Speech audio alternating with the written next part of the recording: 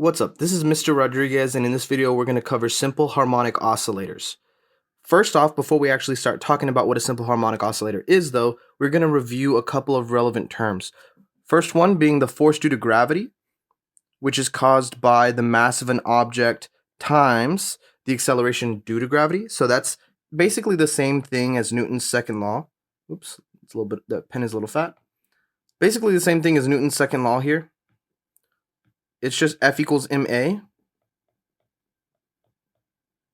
But instead of a, we're actually using acceleration due to gravity. Now, the next force that I wanted to review was the force brought to us by Hooke's law, which is the spring force or the elastic force. Basically, it's the force that a spring uses to attempt to bring itself back to equilibrium or bring itself back to its natural length. And that one is going to be negative kx, where negative k, or where k itself is the spring constant for that specific spring. So it's going to be a different force for every spring depending on what spring constant the spring has. And then x is going to be how far the spring has been stretched past or compressed past its natural length. So I brought up those two forces because we are going to be introducing the idea of restoring forces in simple harmonic oscillators. And restoring forces are just forces, just like a spring force, that are attempting to bring something back to equilibrium. All right, so think of a spring. If you were to pull it, it would have some restoring force because it wants to come back to equilibrium. A different example of a simple harmonic oscillator would be a pendulum. So if you have a ball on a string hanging vertically downward, and you actually displace that ball a little bit to the left, the force due to gravity is going to try to restore that ball back to that equilibrium position. And so restoring forces are forces that are applied in order to return an object to its equilibrium position. Now, one interesting fact about all restoring forces, whether they be from a spring or from gravity, the strength of a restoring force depends on the position of the object in relation to its equilibrium position. The farther you stretch a spring, the more restoring force it'll have. The farther up you pull the ball on a pendulum, the more gravity will be working to bring that back to equilibrium. All right, so this force always acts in the opposite direction of the object's displacement from equilibrium. In other words, it's always pointing toward the equilibrium. All right. So the simple harmonic oscillator is an object that actually is oscillating back and forth across some equilibrium. And that oscillation we call simple harmonic motion. It's defined as the periodic motion that is caused by a restoring force like Hooke's law or the force of gravity. All right.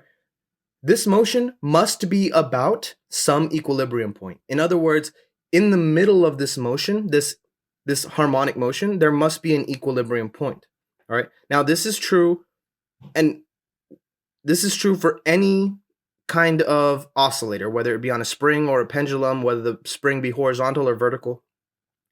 And one thing to understand is that as long as we are neglecting all non-conservative forces, all other forces that are not caused by, that are not the restoring force, then this periodic motion will continue indefinitely. All right. So when we are, however, affected by non-conservative forces like friction or air resistance, we don't call it simple harmonic motion, we call it dampened harmonic motion. Here on the screen, we have two examples of a simple harmonic oscillator. On the left side, we have a pendulum, and on the right side, we have a vertical mass spring. All right. Another popular simple harmonic oscillator will be the horizontal mass spring, where the mass is resting on some frictionless surface. But in this case, we have the vertical mass spring and the pendulum. Now, there's one vocabulary word that I want to point out when talking about simple harmonic motion, and that's the word amplitude. Okay, so we don't really discuss waves too much in Physics 1, but amplitude is a term that we're going to use to show how far away from the equilibrium our oscillator is traveling. So let's say that this pendulum, this box at the end of this pendulum, is going to travel all the way up until the string is on my red laser pointer, okay? If that's the maximum distance from the equilibrium line it's going to travel, then we would say that the amplitude of this simple harmonic motion is equal to that angle theta that makes up the maximum angle that our pendulum makes with respect to that vertical equilibrium line. Now, if we're talking about a spring mass combo, a spring mass system, then the amplitude, let's say that this laser right here is where the mass would sit at equilibrium, but right now it's oscillating up and down about that equilibrium point, then the amplitude would be equal in length to the maximum distance the center of mass of this weight gets from this equilibrium point. Amplitude is generally thought of as some distance. By definition, for simple harmonic motion, it is the displacement from equilibrium, but it is not always measured in distance. It can be, as you can see for the pendulum, measured in degrees. So, the way that we model simple harmonic motion on graphs is with sinusoidal models, okay? And the reason why we call them sinusoidal models is whether we're actually trying to investigate displacement over time, velocity of our oscillator over time, or acceleration of our oscillator over time, you'll see here on the screen that all three of those plotted against time will give a function that looks something like a sine wave. So these are all sinusoidal models. And what's really interesting, especially when you start to investigate the relationship of these three models vertically on top of each other, you'll notice that when the magnitude of displacement is at its maximum points, just like the points that I've circled, the magnitude of displacement are at its maximum points, then our velocity will always be zero. Okay? Our velocity is always zero at the points when the magnitude of our displacement is at its maximum point. Likewise, at those same points where the magnitude of displacement are at their maximums, the magnitude of acceleration is always at a maximum as well.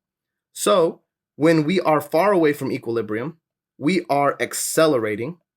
And when we are close to equilibrium, or when we're right on top of equilibrium, that's when our velocity is always going to have its maximum points. All right. When we're right on top of our equilibrium point, then the magnitude of our velocity is reaching its peaks.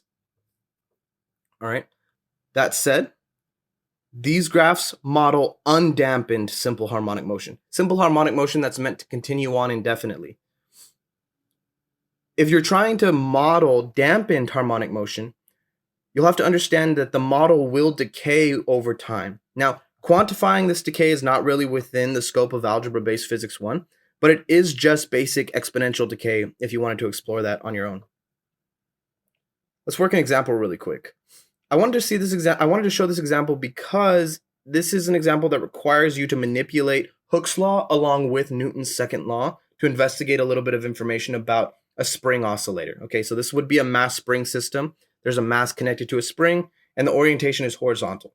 The question says to calculate the max spring force and max acceleration. So this information wouldn't be given, but I've gone ahead and pasted it here to show you that the two principles that we need in order to solve this problem are Hooke's law, and this is just Newton's second law rearranged for acceleration. I rearranged it that way because if I just say that A, according to Newton's second law, is equal to F over m, and I know that, at least for a spring, that the force that this spring is going to apply towards equilibrium of this mass as it's 0.5 meters away from the equilibrium point, it's going to be based off of Hooke's law.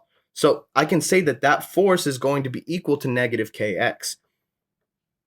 We're given k, we're given mass, and we're given the displacement. So I can say that A is equal to negative kx over m.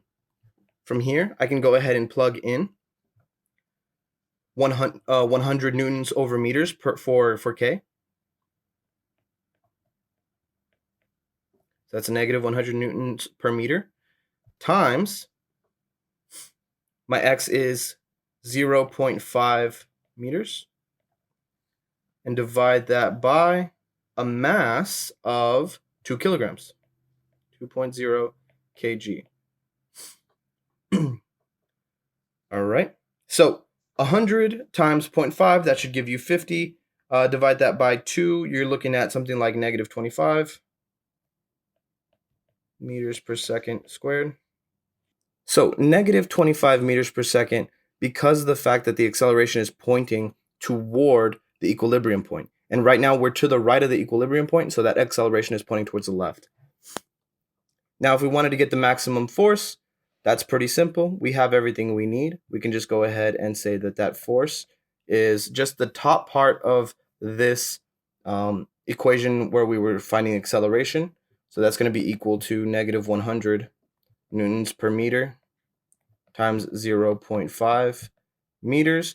That one's just going to come out to be negative 50 newtons. All right, so that's all there is to that one. One other thing I want to discuss is I wanted to remind you what period and frequency are. So when we're discussing simple harmonic motion, period is basically just the time it takes to have one full oscillation. And what I mean by that is actually, let's imagine that we came back to our pendulum. All right, let's say that our pendulum started from here, and I got my laser pointer. Let's say our pendulum started from here, all right, and then I let it go, and it's going to swing all the way up to this point, all right? And when it hits this point, it's going to slow down enough to where it changes direction and comes all the way back and reaches this point again. And because it's simple harmonic motion, it's just going to keep doing that over and over and over again.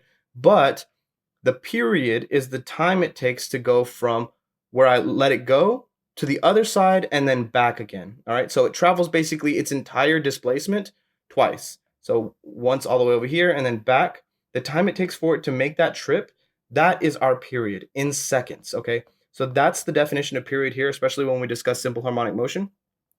And then frequency is nothing other than the reciprocal of the period. So that means that T is equal to 1 over F, and likewise F is equal to 1 over T.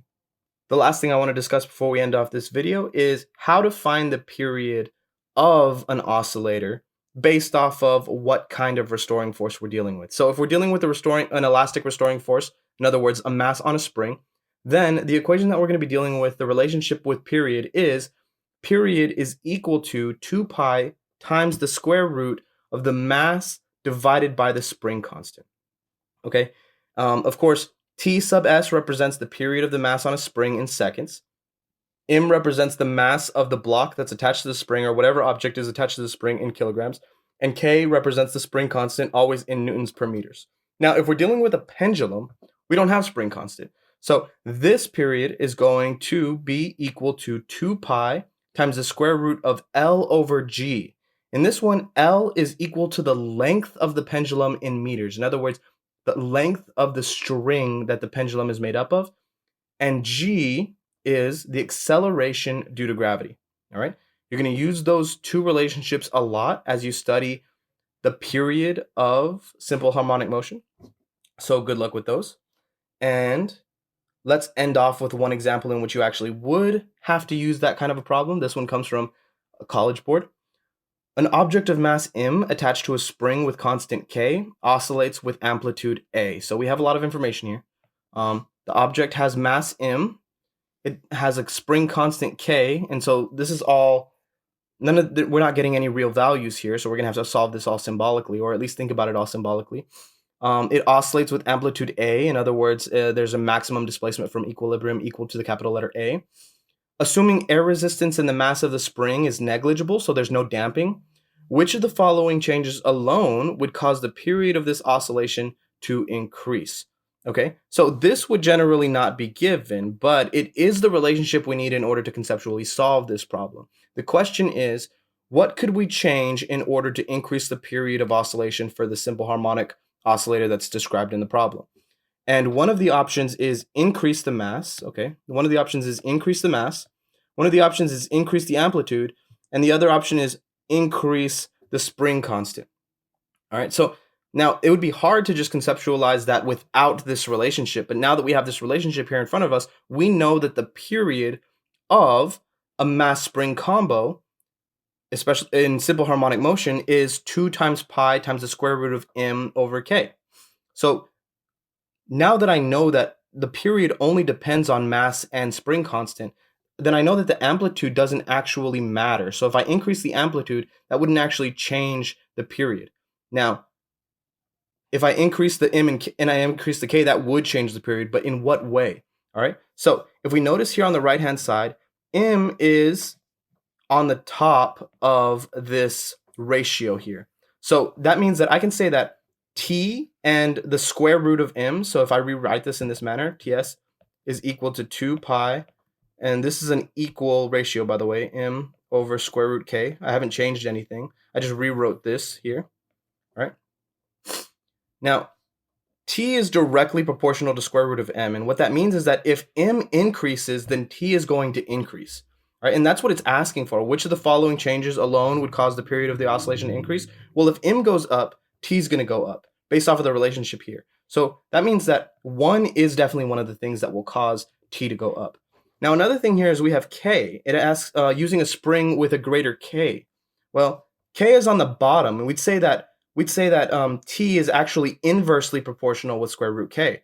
So what that means is that if square root k goes up, then t will go down. All right. So, and it's saying that if we used a greater k, would that cause the period to go up? No, if we used a greater k, then what would happen is that the period would actually go down because they're inversely proportional. So this one doesn't actually work here either. So we need to choose the answer choice that says 1 only.